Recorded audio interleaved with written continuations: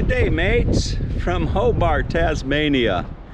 And you know, I've been here a week and I've been trying to fit in all the different tourist attractions. And one could say that here on my last day in Hobart, I saved the best for last. But then that would take away from places like the Salamanca Saturday morning market and the harbor and the oh goodness gracious, the botanical gardens and all these other special places that I've been experiencing this past week. But right behind me is probably one of the top tourist attractions. And when I say top, I mean top. That is Mount Wellington Mountain. And people were telling me I gotta go to the top of Mount Wellington.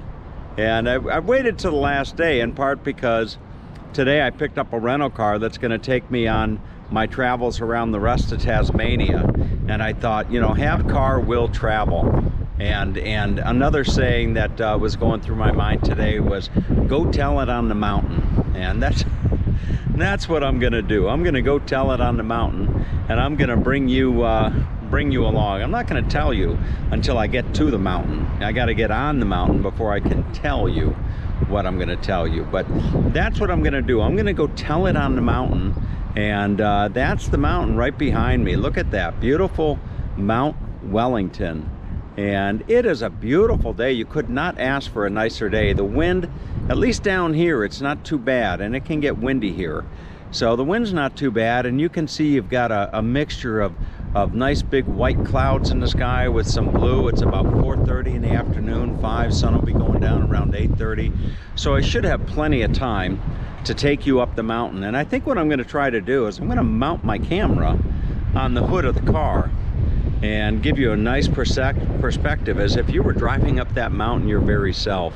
And then once we get to the top, we'll share the views, and maybe if it's not too windy and I'm feeling a little confident, then I can break out the drone. So we will see, as the saying goes. But I'll give you a view here as to what you can see here from this view. I'm actually at a parking garage, and I'm going to jump down for the moment off of the ledge before I fall. But there is the mountain right there, and there's your view of the city of Hobart. So that mountain looks down on this city, and that's where I am. That's where I'm going to take you.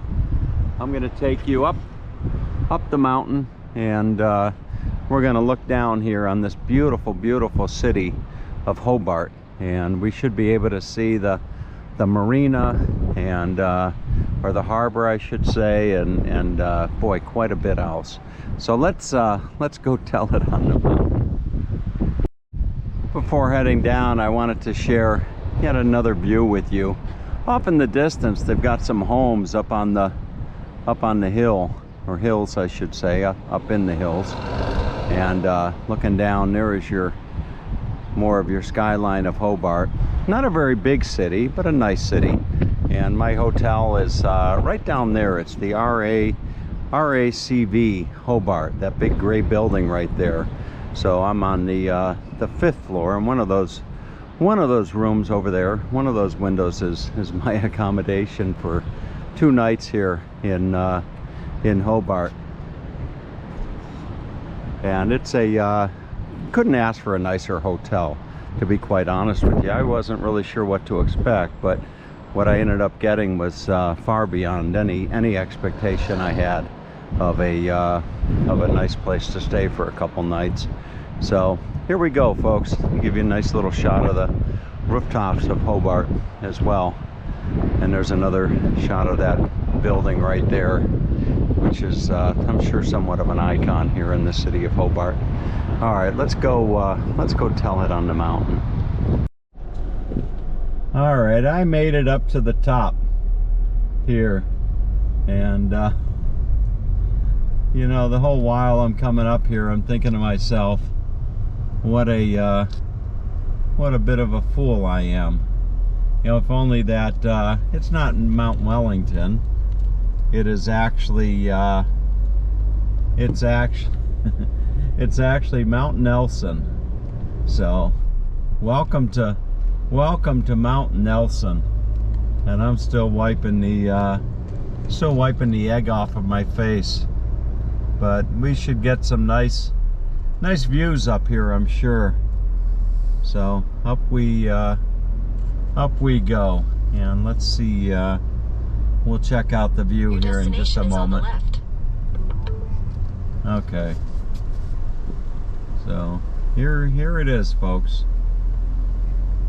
I'm gonna park the car, and we'll get out and do a little bit of a walkabout here at Mount Nelson. All right, so as the saying goes, here we are. I am on the I'm not on the top of Mount Wellington. I think Mount Wellington is in New Zealand, if I'm not mistaken. But I am on the top of Mount Nelson. Mount Nelson, Australia. Will you look at this? Well, you're looking at me, but if I turn the camera around, which I will here in just a moment here, but it's boy, it's nice. Look at that. Oh, it's beautiful, and it's not too windy up here. There's your flag, or flags, I should say. One is Aboriginal, one is the Australian. I would imagine that the one on the right is the flag of Tasmania. But here it is, folks. Look at this view. A view to die for. Wow, it's beautiful. They have a cafe over here. But let's go take a look at see if we can't get a nice view from just up over here.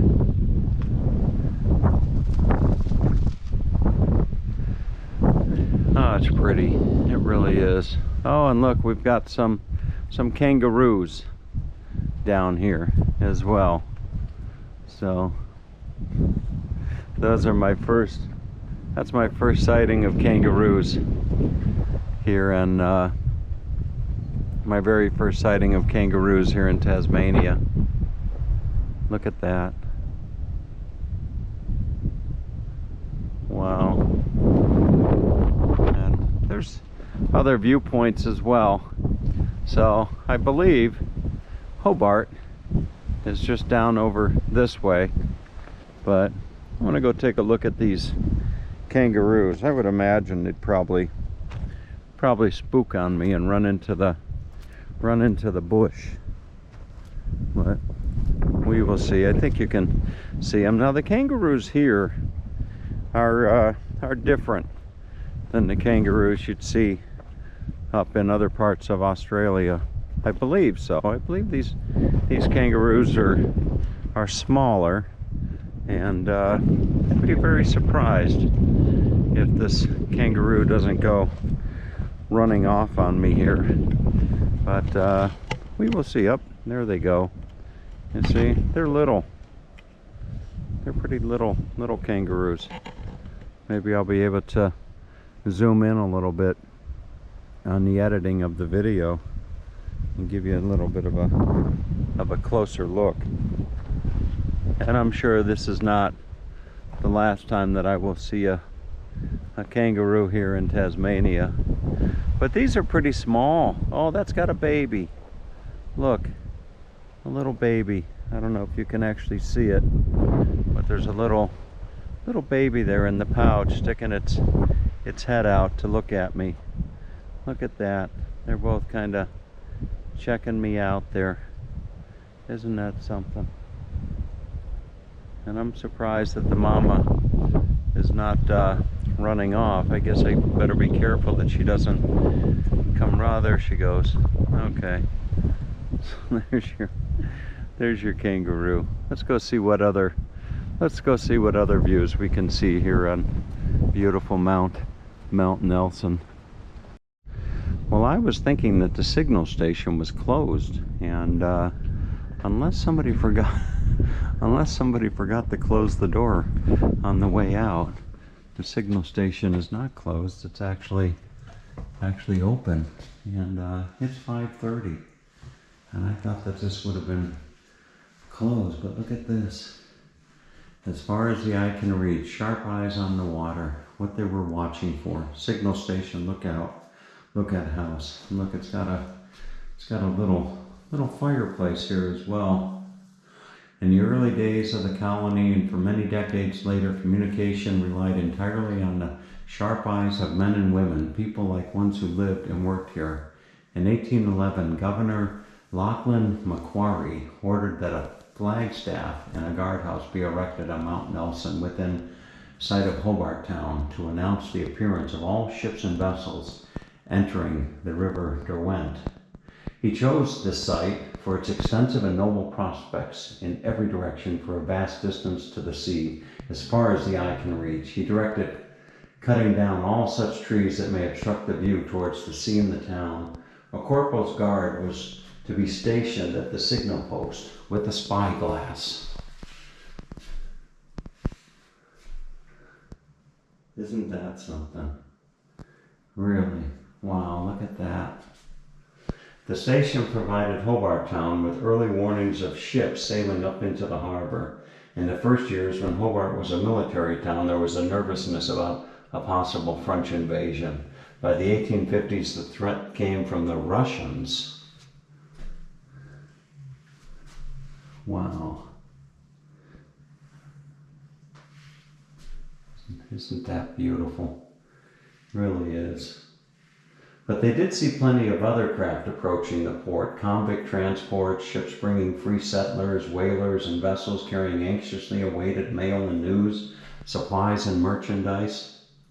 Merchants and government officers were keen to know what was coming into port so workers could be at the docks to unload.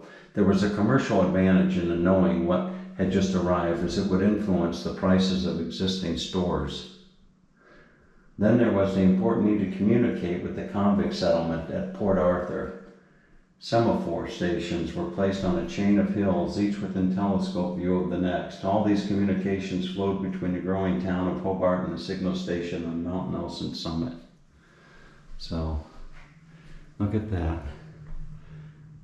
Here you would have individuals just looking out for the ships coming in. Isn't that something? And then here's the, if I can share this with you, perhaps I can. Look at that. So there's Hobart Lookout, Mount Direction, the Tasman Bridge. Wonderful. Really nice. And then you have the Singleman's Cottage, built in 1897. And I don't need to show you the picture. I can show you the real thing. So there's the Singleman's Cottage right there. And we'll go maybe and take a walk around that as well. Fantastic. I'm glad that this was actually open. There's some artifacts. The last semaphore signal, 343 Forgotten, was sent from here to the Mulgrave Battery on Castry Esplanade Battery Point around 1890. Here's some of the old.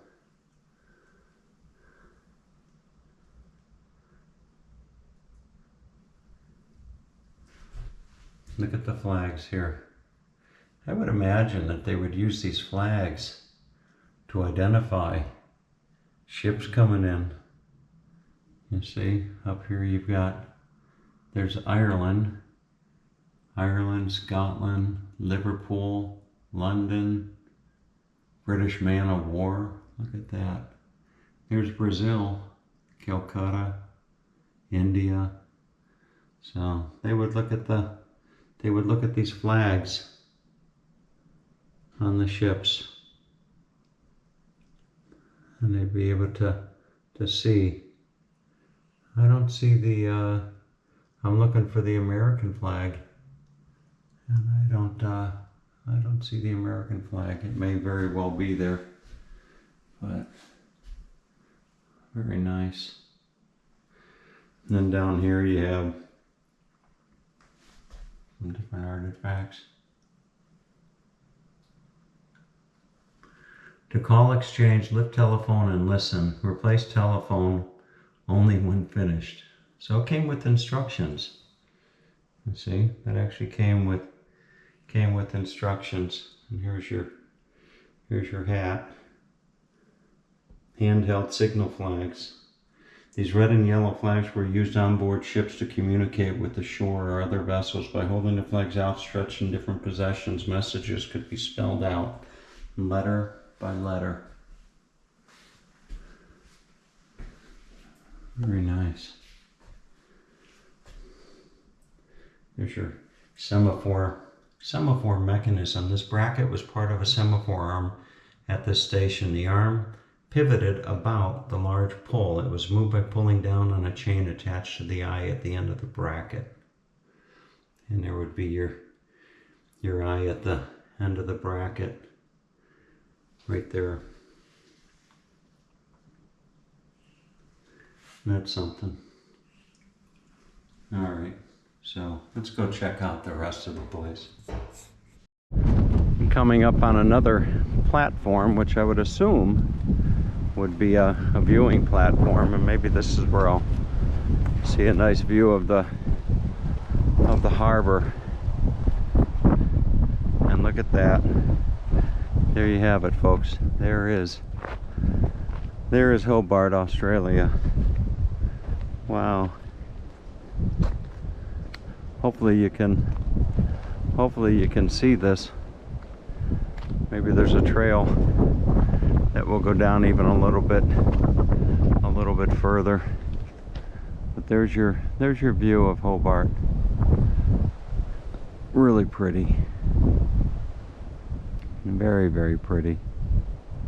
I'd imagine it probably spectacular view from up on the drone, I would imagine.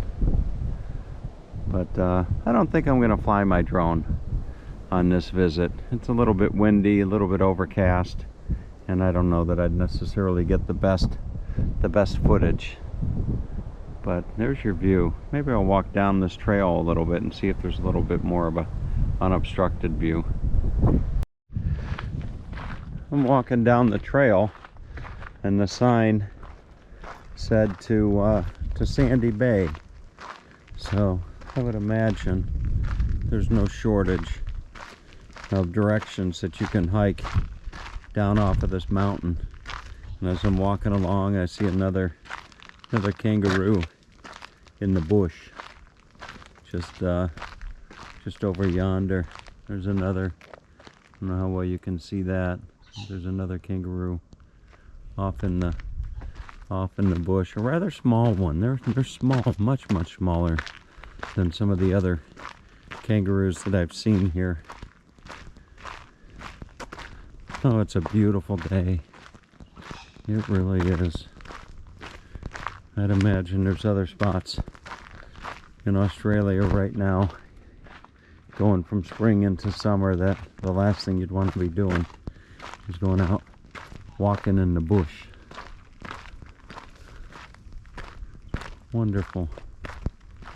Really nice.